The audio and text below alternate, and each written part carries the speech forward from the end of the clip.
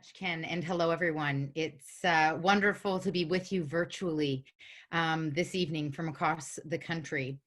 I'm going to begin by talking a little bit about the urgency that we face, and I'll be picking up on many of the strands in Mayor Kennedy's presentation and kind of linking them together and hopefully drawing them into a framework for action, which is the 2020 Declaration for Resilience in Canadian Cities.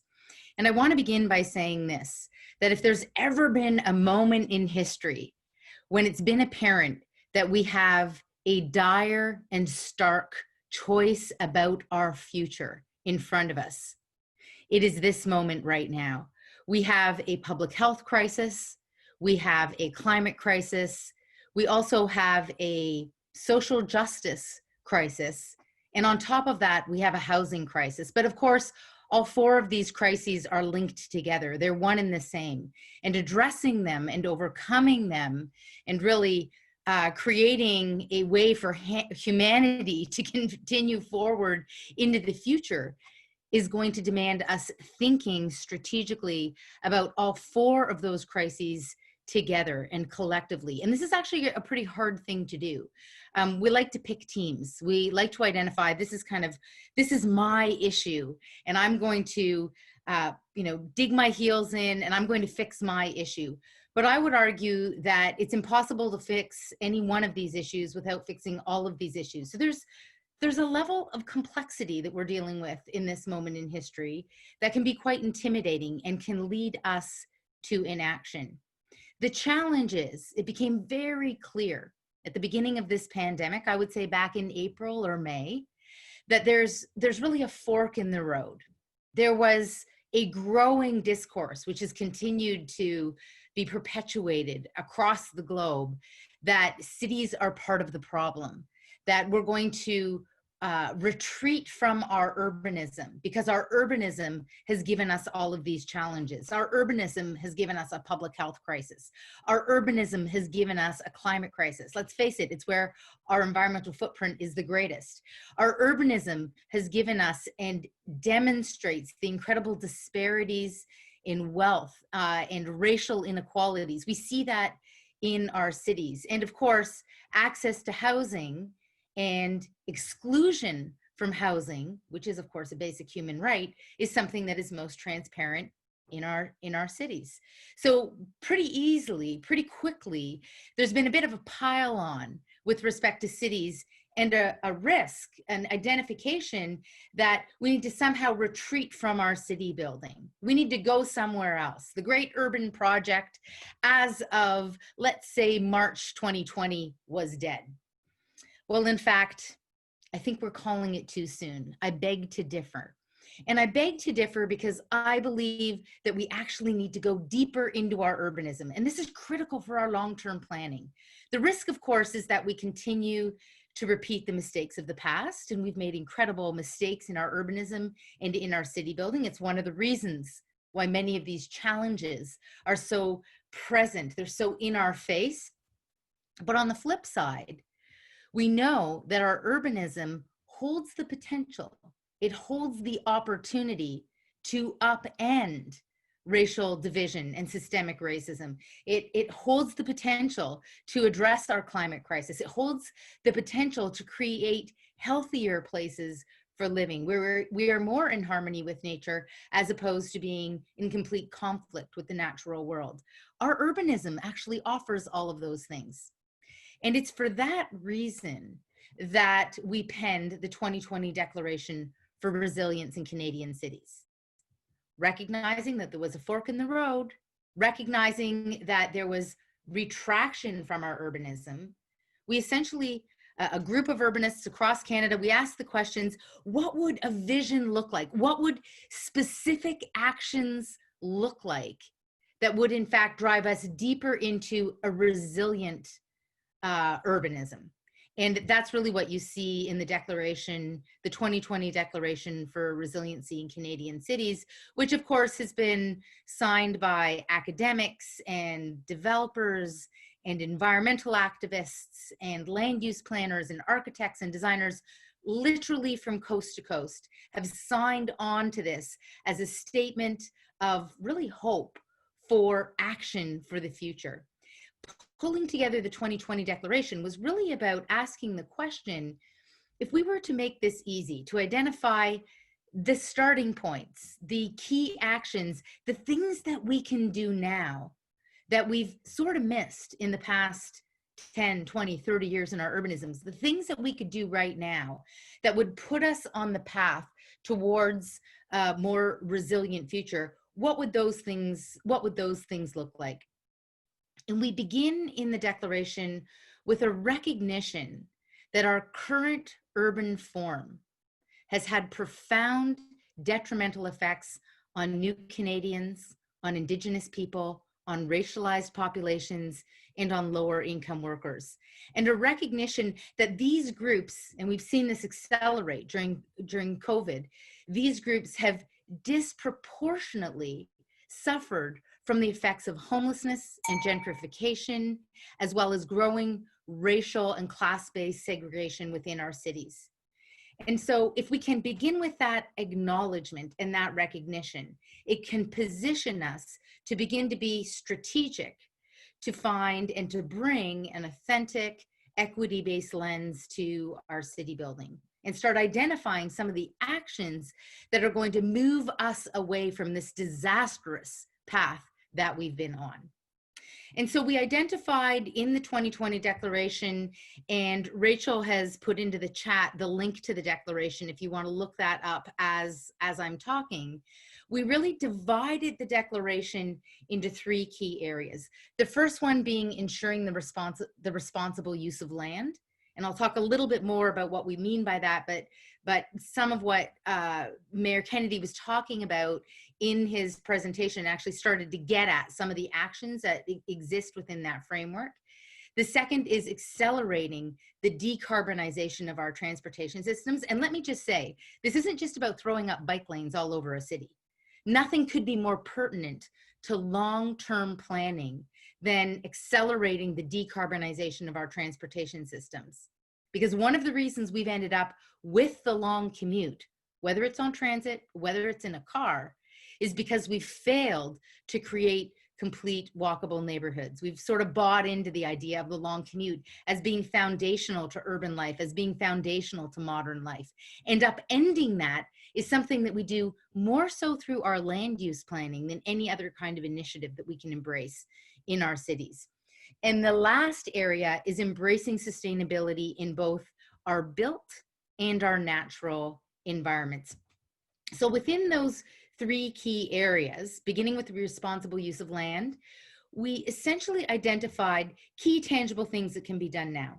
And this is really critical because one of the risks that we see in our city building across this country is that we have a propensity to punt the ball down the field. There's not much change that's actually within reach. Most of the change that we can see in our cities, it's decades away. It can't happen right now. And in fact, I would argue we've been gaslit in many of our cities, for example, around cycling infrastructure. What have we seen in the past 6 months? We've seen a fundamental transformation of mobility in cities around the world. Paris has led the way, but then we've seen smaller places like Oakland, California. New York fell into line. Now we're seeing it in London. Toronto is incrementally getting there. We've seen some big moves in Vancouver as well. We've seen bike lanes that we've been told there's no money for and that need consultation processes and long environmental assessments. We've seen them built with the snap of a finger, approved on a Monday. The construction teams are complete by a Friday in our cities. We need to take that as a clue that much of the change that we need to see to transform how we see land, to transform how we move, to transform our buildings and our natural environments in cities, much of that is entirely achievable. It's entirely within reach.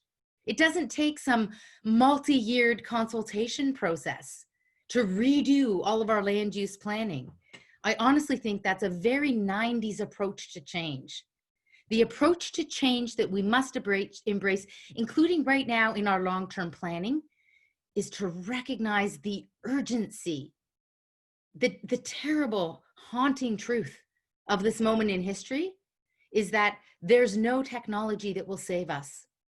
There's no invention that we need to invent to transform our cities to become more resilient.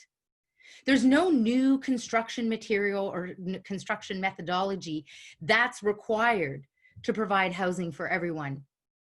None of that is true. It's all entirely within reach. We know exactly what to do.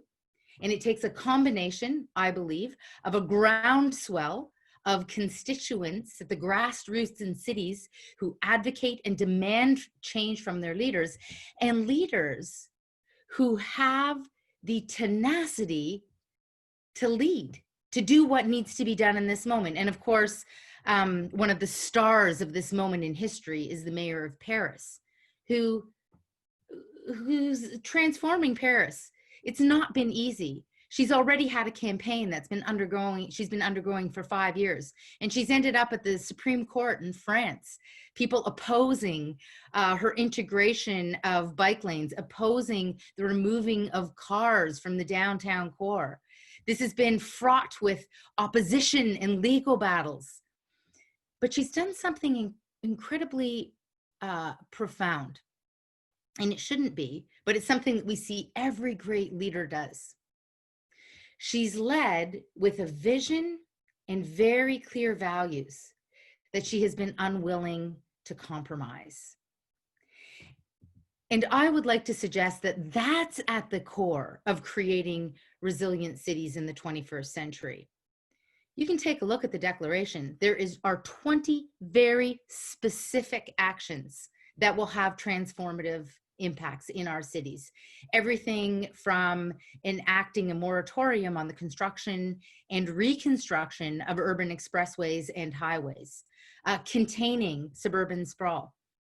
We like to think of ourselves in Canada being on the leading edge of our urbanism, particularly in places like Toronto and Vancouver. But we must confront the brutal truth that across our country, 75% of new housing built over the past decade has been in car-oriented sprawl. It's been a mistake. It's been a form of land use that is fundamentally irresponsible. And look, we've known for a long time how to design communities where we have a much, much smaller environmental footprint. But the truth of the matter is that hasn't been the bulk of our urbanism. We know that in Vancouver, 82% of the land is primarily zoned with single family housing, maybe some duplexes and granny flats are allowed in there as well. Toronto's not much better. The number one action in the declaration is around adapting our existing low density residential neighborhoods, which is the vast amount of serviced land in this country. It's the land where we already have transit, we already have community centers, we already have parks, we already have schools. And this gets right back to social equity, because we know these are not inclusive places. They're kind of like last in the door. Save all your money, get in the door, and then shut the door behind you. This is my neighborhood. No one else can come in. I would argue that that's antithetical to creating long-term resilient, walkable communities that are based on 15-minute neighborhoods and complete communities. It's antithetical to that. And that's why the very first action in the declaration under the responsible use of land, which is all about both a just and a green future for our cities, is all about transforming access to existing neighborhoods by encouraging appropriately scaled multi-tenanted housing, laneway housing, other forms of gentle density to be built as of right alongside houses in existing neighborhoods. And that's actually a starting point. That links back in to creating places where we have diversity of incomes, diversity of housing types, diversity of tenure, instead of having so much ownership, as Mayor Kennedy pointed out. The key point that I would like to highlight for you here is that we're at a moment in history where we really have a choice. It's not more complicated than that. We have a choice about the kind of world that we want to create. And on the one hand, we could go deeper into our urbanism, which is also about going deeper into creating green and just places to live in the future, or we can retract. We can retract. That's a choice too. And the 2020 Declaration is a framework for advancing, I would argue, a very hopeful future where we embrace doing the things that we can do right now to advance transformative change, instead of thinking that it's way out there and that we need some kind of technology or some big funding mechanism to advance change. The truth is, we can advance change today. It's a choice that is before us, and transforming our design, our policy frameworks, and how we finance both infrastructure and housing in our country is going to be foundational to advancing that change. Thank you.